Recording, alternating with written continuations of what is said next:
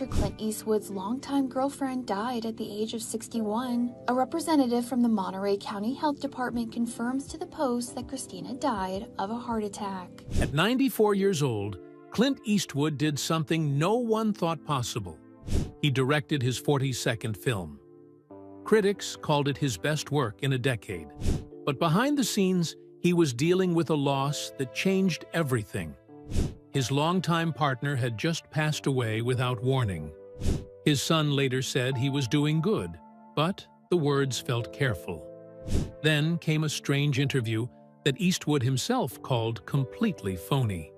Something deeper was happening, and when the truth finally came out, it explained why this might be the last time we ever hear from him.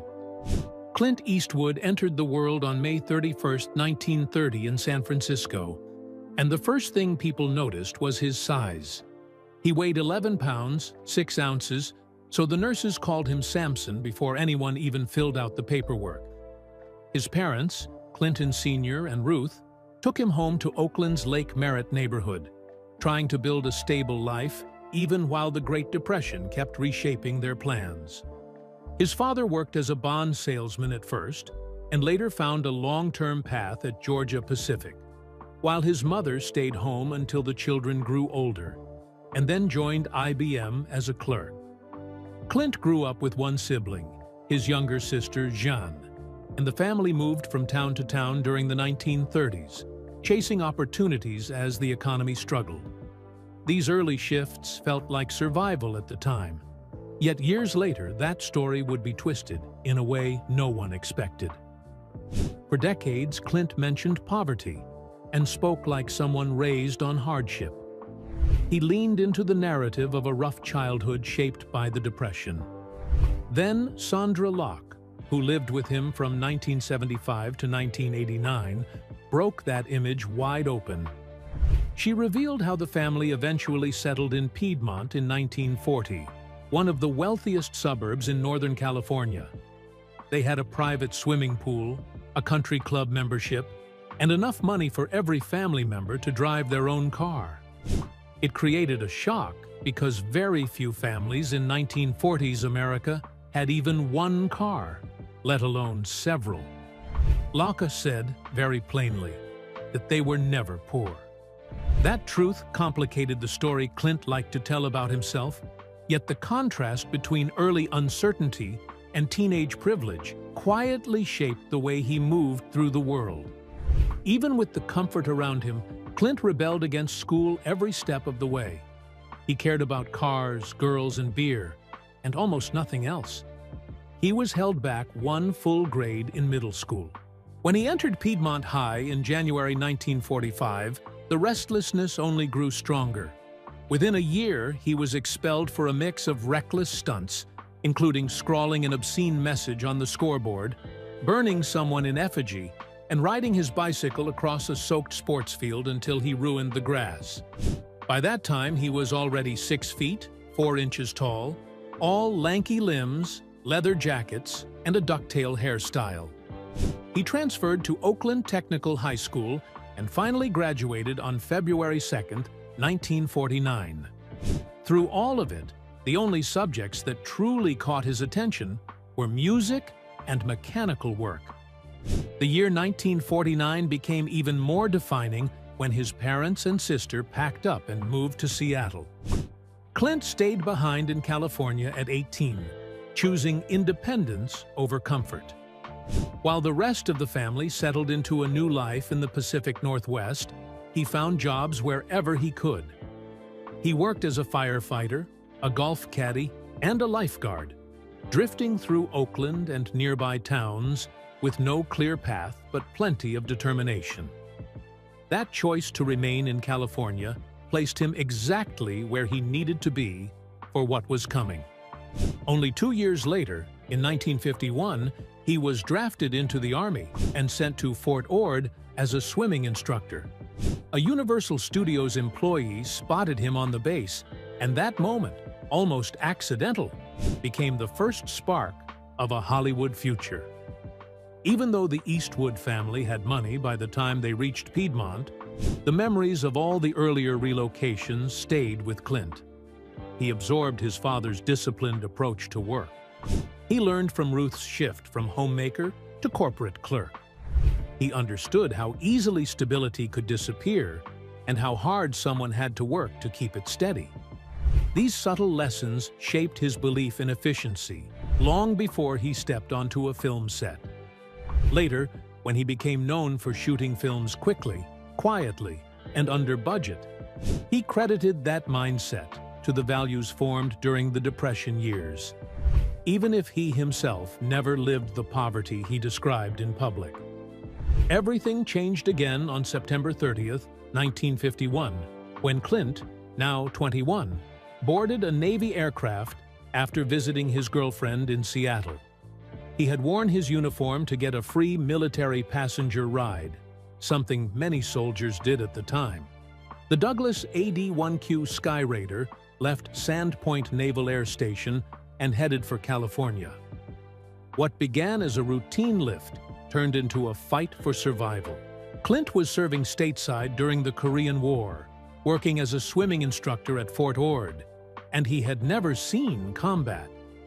Yet, on that evening, his near-death experience came from the sky rather than the battlefield.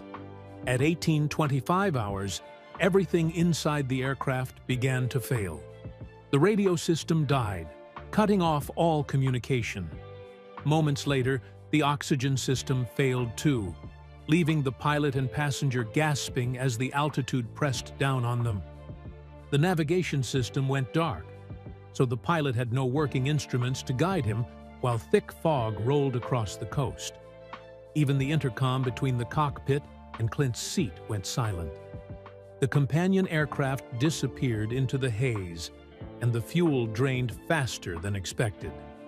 By the time the Sky Raider reached the waters off Point Reyes, the tanks were empty, leaving the pilot no choice but to ditch the plane into the cold Pacific, about 2 miles offshore. The landing was rough but upright, giving Clint and Lieutenant Francis Anderson just enough time to escape into the freezing water. They inflated 2 rafts and paddled away from the sinking aircraft, which dropped roughly 150 feet into the ocean and vanished. Strong currents pulled the men apart until Clint was alone, fighting his way toward a faint lighthouse light on the distant shore. He swam and rowed through icy water for nearly an hour, his arms burning, his body shaking, yet the only option was forward. When he reached land, he wandered inland until he found the RCA radio station at Point Reyes. The station operator later said Clint looked dazed and barely able to speak. Years later, when Captain Chesley Sullenberger hesitated to allow a movie about his 2009 Hudson River landing, everything changed the moment he learned that Clint Eastwood had survived a similar crash in 1951. That shared understanding broke down Sullenberger's resistance. Their connection helped Clint bring an authenticity to the 2016 film Sully that only someone who had once felt cold water closing in around their body could understand. The crash also altered Clint's path in ways no one predicted. Before the incident, he was scheduled for overseas deployment to Korea. The investigation and medical evaluations that followed caused delays, and by the time the paperwork cleared, his deployment had been canceled. Many young soldiers sent that year never returned home. Instead, Clint remained at Fort Ord as a lifeguard for the rest of his service, the same skill that kept him alive in the Pacific. That experience sharpened his sense of risk and mortality, something that later showed in his films, both as actor and director. After leaving the Army, he jumped into Hollywood with no map and very little money. He dug swimming pools. He drove garbage trucks. He tried LA City College, but left to focus on acting. His roles were tiny and uncredited, appearing for only minutes in films like Revenge of the Creature in 1955.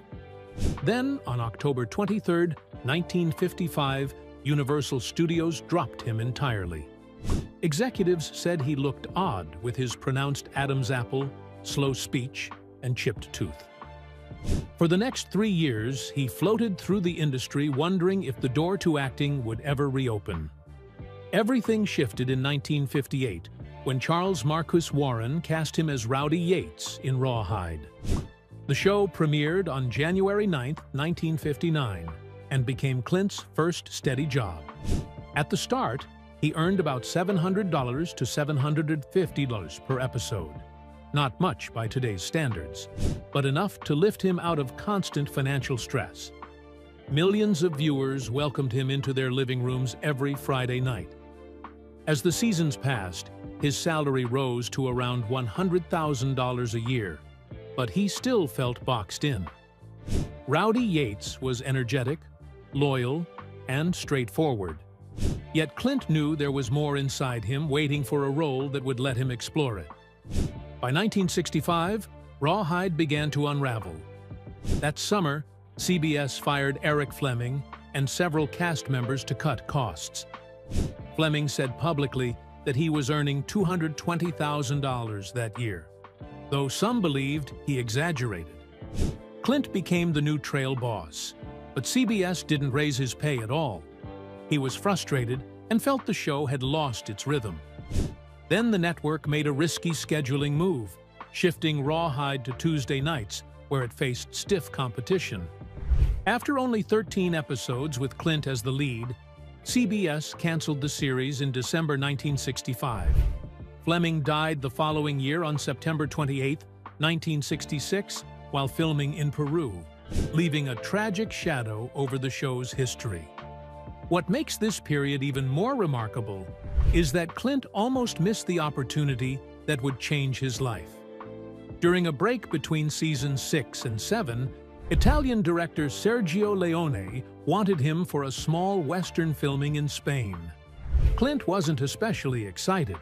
He was focused on golf and didn't see much potential in the offer. The pay was only $15,000. The director didn't speak English. The film looked like an experiment more than a career move.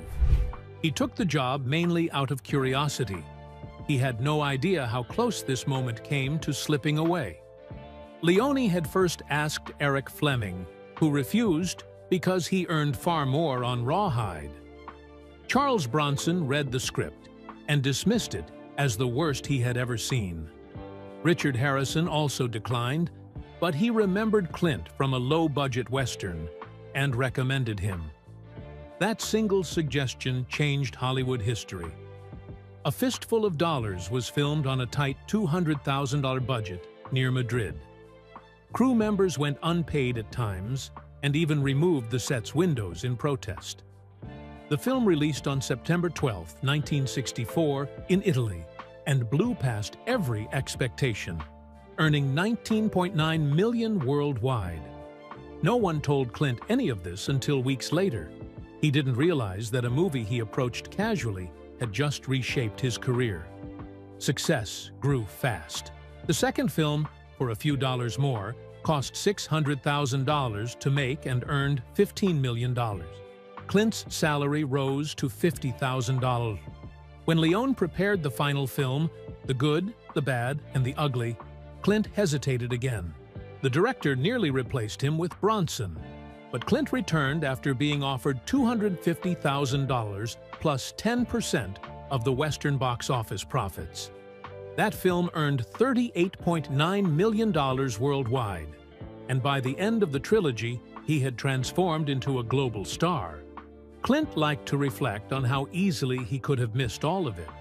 If he had chosen golf over that trip to Spain, he might have remained a TV side character earning $700 an episode. Instead, the man with no name introduced him to audiences in a way Rawhide never could. His silence, his stillness, and the sharp look in his eyes became his trademarks, a style that influenced decades of cinema. By 1968, the numbers said everything. He made $400,000 plus 25% of net profits for Hang 'em High, $750,000 for Where Eagles Dare, and $1 million for Coogan's Bluff. In just 4 years, he went from $15,000 to more than $1 million per film, one of the most dramatic salary jumps Hollywood has ever seen. Dirty Harry arrived in theaters on December 23, 1971, and the timing alone made people uneasy. Northern California was still living under the shadow of the Zodiac Killer, a real murderer who had shot, stabbed, and terrified the region between 1968 and 1969. At least 5 people were confirmed dead, with the last known killing happening on October 11, 1969, when cab driver Paul Stine was shot in San Francisco. The Zodiac had flooded newspapers with taunting letters, bragging about killing 37 people, even though police could only confirm 5. By late 1971, investigators had nothing. No arrest, no suspect, no name. Then suddenly, audiences were sitting in dark theaters watching a fictional cop hunt down Scorpio, a killer clearly modeled after Zodiac, complete with random violence and mocking messages to the press. The chill came from knowing that on screen, justice was swift, while in real life the city had been left helpless just 2 years earlier. That discomfort spilled straight into the streets. When the 1971 Academy Awards rolled around, protesters gathered outside holding signs that read, "Dirty Harry is a rotten pig." The country was already raw. The Kent State shootings were only a year old. Vietnam was tearing the nation apart, and trust in law enforcement was collapsing as stories of entrapment, abuse, and corruption filled the news. Clint Eastwood was openly hissed at during appearances in the Bay Area, especially by feminist groups. Critics said the film glorified police brutality at the worst possible moment. The anger was not only about one movie, it was tied to the still-burning debate over the 1966 Miranda versus Arizona decision, which required police to inform suspects of their rights. Conservatives believed it protected criminals. Civil rights groups feared unchecked power. Dirty Harry landed directly in the middle of that collision. The word fascist followed the film almost immediately. Much of it centered on the scene at Kezar Stadium, where Harry shoots Scorpio in the leg and grinds his foot into the wound to force information about a kidnapped girl. Eastwood never denied that the film violated Miranda rules. Harry searches without a warrant. He tortures without reading rights. Yet the story does not let him win. When the district attorney explains that Scorpio must be released because the evidence was illegally obtained, Harry fires back with a simple question about the girl's rights. The answer cuts hard.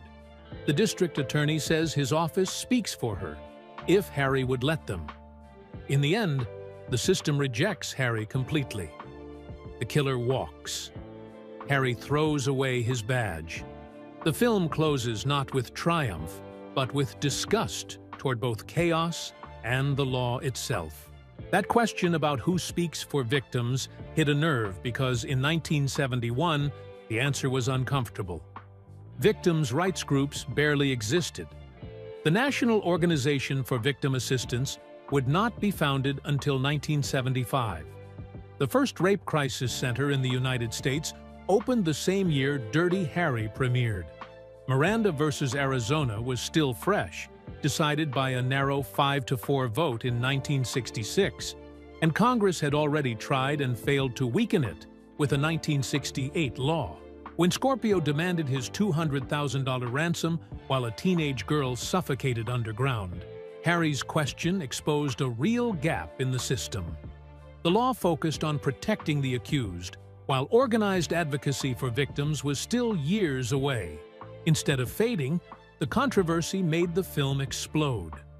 Dirty Harry earned $28.1 million at the domestic box office and launched 4 sequels. People frustrated by Vietnam, crime, and a sense of powerlessness saw something raw reflected back at them. One line echoed everywhere, often misquoted, about feeling lucky. Decades later, the meaning of the film was still being argued. In 2012, exactly 41 years after its release, the Library of Congress added Dirty Harry to the National Film Registry. The explanation was simple and telling. These films are not chosen because they are perfect. They are chosen because they reflect who Americans were at a moment in time. The same movie once called fascist propaganda was now preserved as a cultural document. While all of that noise surrounded Dirty Harry, Clint Eastwood was quietly building something else. In 1971, the same year the film made him a superstar, he directed his first movie, Play Misty for Me. He shot it in Carmel, California, his hometown, and proved he could control a story from behind the camera. The success gave him leverage. Throughout the 1970s, he acted and directed at the same time, moving through films like High Plains Drifter in 1972, The Eiger Sanction in 1975, and The Outlaw Josie Wales in 1976. By directing himself, he stepped away from being only a gunman and began exploring guilt, consequence, and moral weight. The cowboy image started to crack open. That long shift paid off years later. On March 29, 1993, at the 65th Academy Awards, Unforgiven changed everything. The film won 4 Oscars, including Best Picture and Best Director, and Eastwood joined a small group of actors who had directed themselves to a win. He was 62 years old. The movie earned $159.2 million worldwide on a $14.4 million budget and tore apart the myths of the Western genre he once helped define. He dedicated it to Sergio Leone and Don Siegel, the men who shaped his early career. Even when he lost Best Actor to Al Pacino, the message was clear. Eastwood had rewritten his own legacy. He did it again with even more force a decade later. On February 27, 2005, Million Dollar Baby dominated the 77th Academy Awards, winning Best Picture, Best Director, Best Actress, and Best Supporting Actor. The $30 million film earned $216.8 million worldwide and beat heavily favored competitors. Eastwood was everywhere in the project, directing, producing, composing, and acting. When he accepted Best Director, he was 74 years and 272 days old, making him the oldest person to win the award at that time.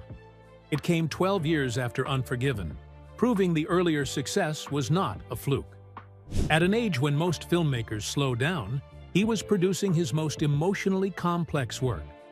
Part of how he kept working came from the way he worked. Eastwood became famous for shooting one take, sometimes 2. Actors learned quickly to be ready. There was little rehearsal, no endless repetition. He believed real conversations happen once, not after 50 attempts.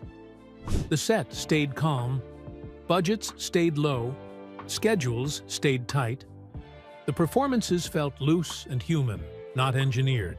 His method showed that restraint could sharpen creativity instead of limiting it. Away from the camera, his personal life was just as complicated. Between 1954 and 1996, Clint Eastwood fathered at least 8 children with 6 different women, spanning 42 years between the oldest and youngest. Several of those children were born while he was married to Maggie Johnson, his wife from 1953 to 1984. One daughter, Kimber, born on June 17, 1964, remained secret for 25 years until it surfaced publicly in July 1989. Even with his name on the birth certificate, the truth stayed buried as his fame grew.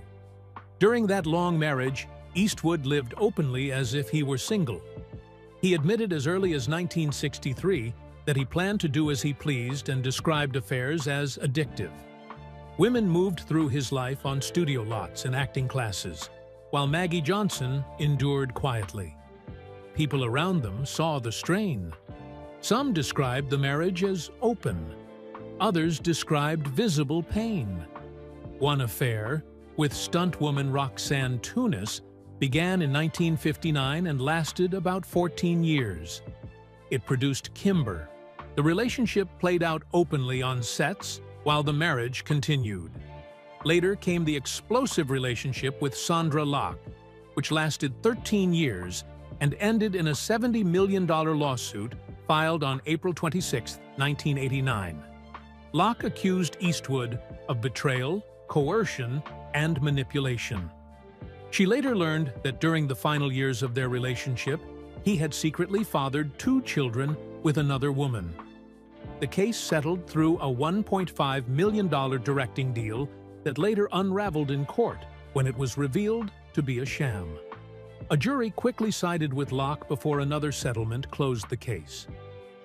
At 78 years old, Clint Eastwood walked into January 2009 and quietly did something Hollywood said was no longer possible. Gran Torino started small, opening in just 84 theaters, almost like a test. The first weekend brought in only $271,720, which looked modest on paper. Then something shifted. Word spread. The film exploded outward, theaters, and suddenly pulled in $29 million in its wide opening weekend. That single number erased his old personal record of $18.1 million from Space Cowboys. What made it even more striking was the scale of the risk. Gran Torino cost only $33 million to make. By the time its run ended, it had earned $269.9 million worldwide, more than 11 times its budget. Each theater averaged $10,337, giving Eastwood the biggest nationwide launch of his entire career as both actor and director. A quiet story about an aging Korean War veteran and his Hmong neighbors had connected far beyond expectations, and it proved that age had nothing to do with relevance. That momentum carried into an even bigger cultural moment a few years later. When American Sniper arrived in January 2015, it did not creep into theaters. It burst through the door. In just its first 4 days, the film earned $105.3 million, the largest opening weekend ever recorded for a drama. By the end of its run, the worldwide total reached $547.7 million, against a budget between $58 and $59 million. That gap made it the second most profitable film of 2014, trailing only Transformers: Age of Extinction, with an estimated profit of $243 million. It passed Saving Private Ryan to become the highest-grossing war film of all time, and became only the 7th R-rated movie to cross the 500 million mark. Bradley Cooper's portrayal of Navy SEAL Chris Kyle earned 6 Oscar nominations, including Best Picture. At the same time, the film ignited backlash. During Martin Luther King Jr. weekend, filmmaker Michael Moore publicly attacked the movie, calling snipers cowards and criticizing the language used toward Iraqis. Praise and outrage collided, and the film became impossible to ignore. Just a few years earlier, Eastwood had already shown he could dominate headlines without a movie at all. On August 30th, 2012, at 82 years old, he stepped onto the stage at the Republican National Convention in Tampa, Florida, and delivered a 12-minute speech that no one saw coming. Instead of a polished address, he spoke to an empty chair meant to represent President Barack Obama. Nearly 30 million people watched it live. The response was immediate and brutal. Roger Ebert called it sad and pathetic. Even Republican advisors quietly described it as strange and weird. Eastwood did not back down. He later said he was aiming for people in the middle, not trying to please anyone on the extremes. Jon Stewart summed it up best, joking that the speech revealed a version of Obama only Republicans could see, one that looked nothing like reality.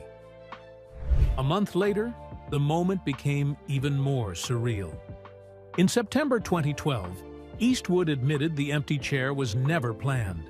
He explained that a stool had been sitting there, someone kept asking if he wanted to sit, and the idea simply came to him on the spot. He wanted contrast. He wanted something unscripted in a room full of rehearsed lines. He called it unorthodox, but said the crowd was enthusiastic. His goal was simple: put the chair there and talk to Obama about broken promises. The fact that one of the most talked about political moments of the decade came from pure improvisation, only added to its legend. Within hours, the response arrived from the White House. On August 31, 2012, President Obama's Twitter account posted a photo of him sitting confidently at the cabinet table with 3 words underneath: "This seat's taken." By Sunday afternoon, the tweet had been shared 51,400 times, becoming his second most retweeted post ever at that point. Only his May 2012 tweet supporting same-sex marriage had done better, with 61,500 retweets. The simplicity worked. Without arguing or attacking, the image flipped the narrative and turned mockery into a quiet show of authority. Away from cameras and crowds, Eastwood's personal life was moving just as quietly. In 1986, he bought the Mission Ranch Hotel and Restaurant in Carmel by the Sea for around $5 million, saving the 22-acre property from becoming condominiums. That same year, he served as mayor of Carmel, earning just $200 a month. Nearly 30 years later, in 2014, he met Christina Sandera while she was working there as a hostess. Within months, she moved into his home. The two were first photographed together in June 2014, leaving a Whole Foods in Brentwood, labeled by tabloids as a mystery woman. His children met her early and liked her immediately, describing her as normal and grounded. The relationship stayed private by design. Their first official public appearance came on February 22, 2015, at the 87th Academy Awards at the Dolby Theater. American Sniper was up for 6 Oscars that night. Over the next few years, Sandera appeared beside Eastwood at select premieres, including Sully in 2016, The 1517 to Paris in 2018, and The Mule later that same year. Their final red carpet moment together came in November 2019 at AFI Fest for Richard Jewell. She walked beside him with gray hair visible and no attempt to hide age or reality. Then they disappeared from public view again. The silence broke in the most painful way.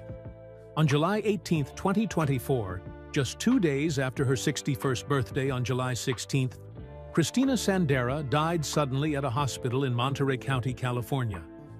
Eastwood, then 94, released a statement the same day, calling her a lovely, caring woman and saying he would miss her very much. The death certificate later confirmed cardiac arrhythmia as the cause, with atherosclerotic coronary artery disease contributing.